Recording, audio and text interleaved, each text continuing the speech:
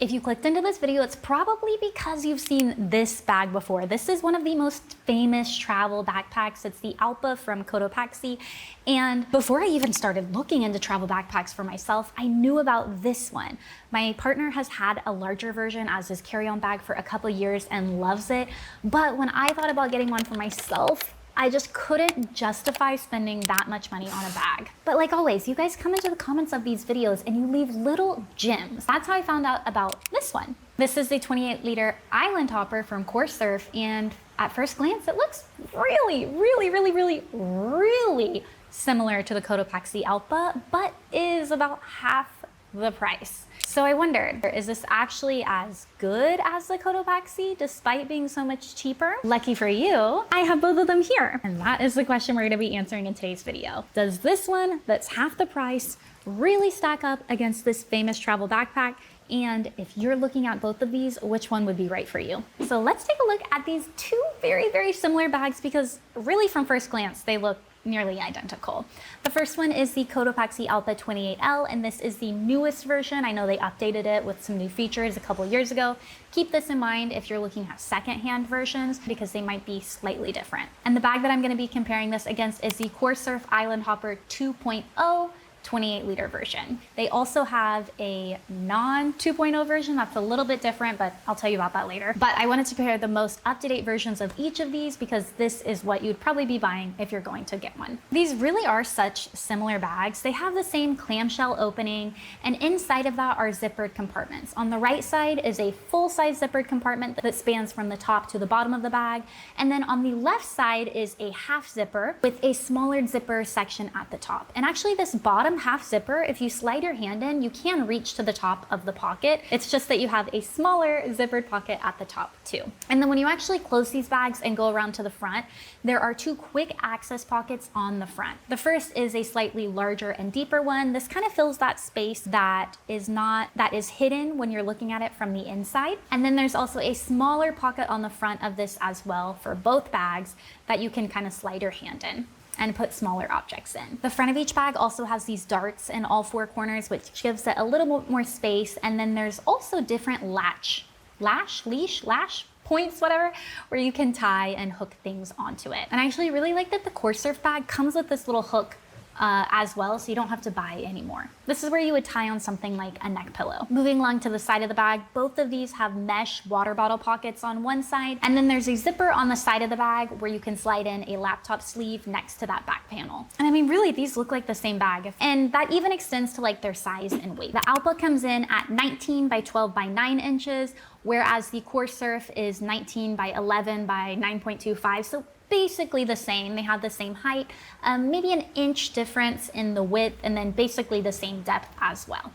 Now, do be aware this is slightly outside of the requirements for a personal item in the US. This is typically 18 by 14 by 8.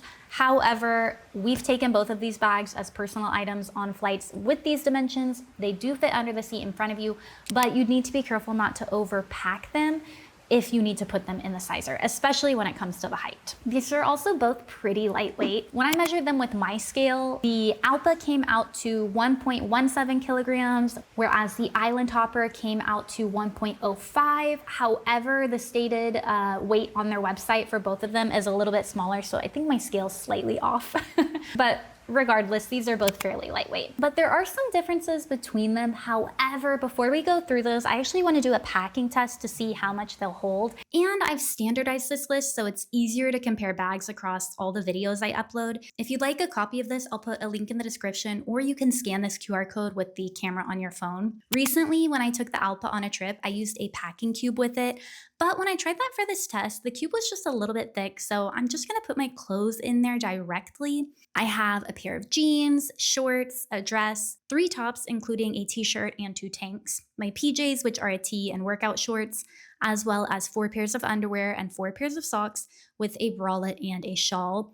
Normally, I fold my clothes to the size of the packing cube, but this time I just folded them normally and placed them in the bag. And to be honest, I think most people would use the bag like this, and there's still plenty of space for more clothes. I also noticed that the Allpa seemed to be deeper than the Island Hopper on this side, but that could also be because it's slightly wider, so it just feels like it has more space in this pocket. For my toiletries, I have my quart-sized bag for liquids, another pouch with just random stuff like makeup brushes, contacts, pimple patches, a headband for washing my face. And I'm also bringing along this soap bag. Sometimes I put solid soap in here, but recently I've just been using it for my razor because it has these little gel strips on the edge. I use a gallon-sized bag for the razor handle, my toothbrush, and a tongue scraper. And lately I've just been putting my medicine in this snack-sized bag. For my electronics, I'm gonna be bringing along my Kindle, some earbuds, and a power bank. I typically use all of this stuff on the plane, as well as corded earbuds just in case if I wanna use the in-flight entertainment system. I like to keep it pretty simple when it comes to my tech. I used to bring a lot more stuff, but now I just bring these two cables, one for my laptop and one 4-in-1 cable that I use to charge everything else, as well as this travel adapter, which might seem odd, but I use this as a hub to basically charge everything. I used to carry around like wall bricks, an adapter, but because this has USB ports along the bottom, it's pretty much replaced all of these. But you'll notice that this does look different from other adapters. This is the new Air 40 watt from Epica, and not only does it fit better in my bag, but this slim shape actually keeps it more secure in loose outlets. I don't know if you've ever had to like play Jenga and stack a water bottle or some books to keep your adapter from falling out of loose outlet, but this lighter and slimmer shape actually helps prevent that. And with 40 watts, it's enough for me to charge everything that I need, from my phone to my Kindle, an iPad, and even my laptop. But if you do need a little more power, they also have this. At 65 watts, it gives you more power for charging things like a laptop or a gaming rig. And they listened to reviews and added actually an extra outlet on the side and gave you more options for the plug on the front. Plus you still have the 4 USB ports along the bottom. Just be aware that neither of these are a voltage converter. So if you're bringing something like a straightener, just make sure that is dual voltage, especially if you're traveling internationally. I absolutely love the Air 40 watt when I'm traveling with just a personal item, but the Pulse Duo is also fantastic if you need more power. And the good news is that they're actually running a sale for an extra 20% off both of these right now. So I'll put a link in the description for both. I just have a few more things like my tripod and a straightener, and I pretty much always bring along these nip covers as well as a period cup and sometimes this little box of jewelry. I have a face and an eye mask for the plane, some compression socks, and of course, my water bottle. With the clothes already inside, I'm gonna fill up the space on the left side with things I don't need to access during the flight. Because these internal pockets have zippers, you can't really just like reach inside and grab stuff very easily. We'll go in here. Oh, and I forgot to show you this, but I also like to put my sling inside as well, just to make sure it will fit. Though usually I do carry and wear this in the airport, but I wanna make sure it fits in case they ask me to consolidate everything at the gate. Then I'll put my things I want to use during the flight in the quick access pockets on the front. This includes my Kindle, masks, toiletries, headphones, battery bank, and whatever else you feel like is necessary. Finally, I just need to add my laptop to one side of the bag and my water bottle to the other. And I don't know if you've noticed this yet, but these are actually on opposite sides on each bag. And finally, I forgot to put my compression socks in, so I'm just gonna tack those into the top. Just from the packing test, you've probably started to notice some of the differences on these two bags. And I think one of the biggest differences are actually additional pockets on the Island Hopper that aren't available on the Allpa. Within that main zippered compartment inside the bag, there's these 2 compression straps that you can use to keep your items secure or compress them even further, especially if you just fold your clothes up in there. And then actually there's a difference with the external pockets on the front of the bag. The back one is pretty spacious on both, though it does feel a little bit bigger on the COR Surf, but I notice it most of all with the zipper on the very front. That little pocket on the Allpa feels pretty tight, but when I use it on the COR Surf, it feels much, much, much bigger and much more spacious. And because of that, it's easier to get things in and out even when the bag is full. I don't feel like it's like squeezing or scraping my hand, which is something I don't like. The Island Hopper, I think, actually gives you more space, and I do prefer the quick access pockets on it. And then when we move around to the back panel of these bags, there's actually 2 hidden security pockets on here that are not on the Allpa. 2/3 of the way up the bag, you'll see this zipper, which has a security compartment that goes all the way down to the luggage strap. But there is actually another security pocket hidden behind the luggage strap as well, which is very hard to find. I didn't even notice this, to be honest. And this one extends all the way to the bottom of the bag. So if you have something that you want extra security for, that is available. And then it's pretty obvious that the material is fairly different on these. I did mention earlier that COR Surf has 2 island hoppers. This is the Island Hopper 2.0, which has this waterproof fabric along the front and the sides of the bag. However, they do have another Island Hopper version that is more similar to the fabric on the Cotopaxi Allpa. The Allpa has this coated nylon on the front. It's pretty smooth. I'd say that the COR Surf waterproof fabric is has a little bit more resistance to it, but the side of the Cotopaxi is actually just a normal fabric. It's not waterproof or anything like that. And the other Island Hopper is the same. It just has a standard fabric on the side. This means that the Island Hopper 2.0 actually gives you more weather protection because it's waterproof on the front, on the top and sides, and actually has water resistant zippers as well. So if you are out in the rain or something like that, it is much less likely that the things inside of the bag are going to get wet. Now with both of these, this actually makes it a little bit harder to slide these into sizers if you were to fly with a budget airline. The fabric makes it a little bit stickier and it tends to stick to the metal when you're sliding it in more than like a normal fabric would. And if you've ever had a raincoat that starts to like peel or chip, this may also cause issues over time. I've seen photos on Reddit of this front panel on the Cotopaxi starting to peel off. I can only imagine the COR Surf will do probably a similar thing. So longevity may be an issue with both of these bags, to be honest. The good news is though that both of these do have YKK zippers. The zipper pulls are fabric on the Allpa, whereas on the COR Surf, they have this nicer kind of like plastic piece. And the internal ones don't have those pulls, which seems like it would be worse, but I actually like because that means it doesn't get stuck or interfere with the external zippers when you're actually trying to close the bag, which is something I noticed happening occasionally on the Allpa. Another big difference between these two is the Allpa actually comes with a hip strap as well. I have mine tucked away. I didn't use it at all on the trip when I tested it, but it is there. However, it is not padded. I have not tested if this actually helps you bear any of the weight or just keeps the bag more secure on your torso. But when I used this bag, I actually didn't find that I needed them and I just kept them tucked away the whole time. And then there's a couple more small details that actually might be a deal breaker for some of you. The first are the handles. The Cotopaxi Allpa has handles on 3 sides, the top, one side, and the bottom, whereas the COR Surf only has it on the top and one side. Which brings me to the luggage strap, sleeve.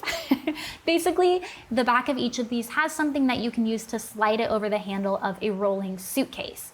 Now, there are a lot of strong opinions. Do you like a bag that sits horizontally on the suitcase? Do you like one that sits vertically?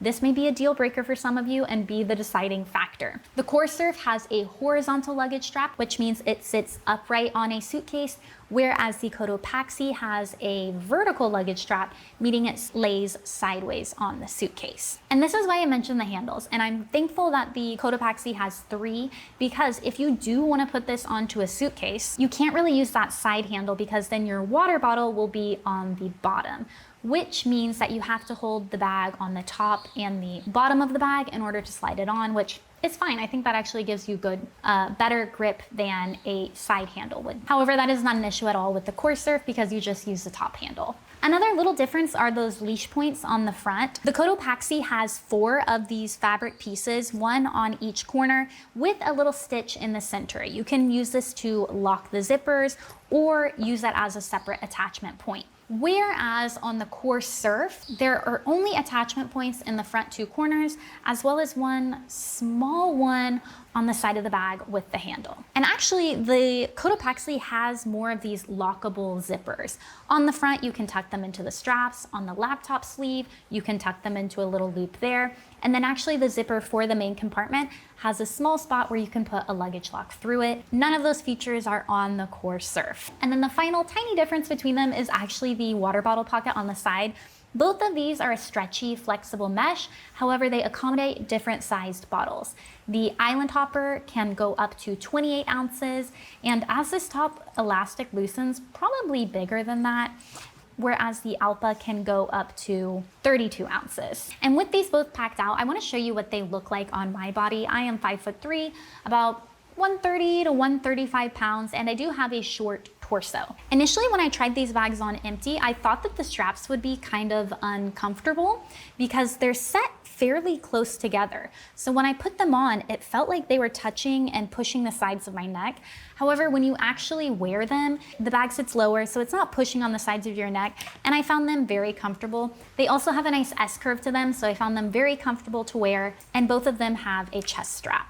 The Cotopaxi Allpa actually also adds 2 more lash points here as well if you wanted to hook something onto them. And then the straps are also definitely much thicker on the Allpa than they are on the Island Hopper. Which brings us to price and colors, because this is probably gonna be the biggest differentiator and deciding factor for a lot of people when it comes to these bags. The Island Hopper 2.0 has 2 color options, black with a green zipper or black with a black zipper. And then the standard Island Hopper comes in 4 colors: black, army green, midnight blue, and pink. Now the Cotopaxi is known for its colors, and I actually love the color options they have available.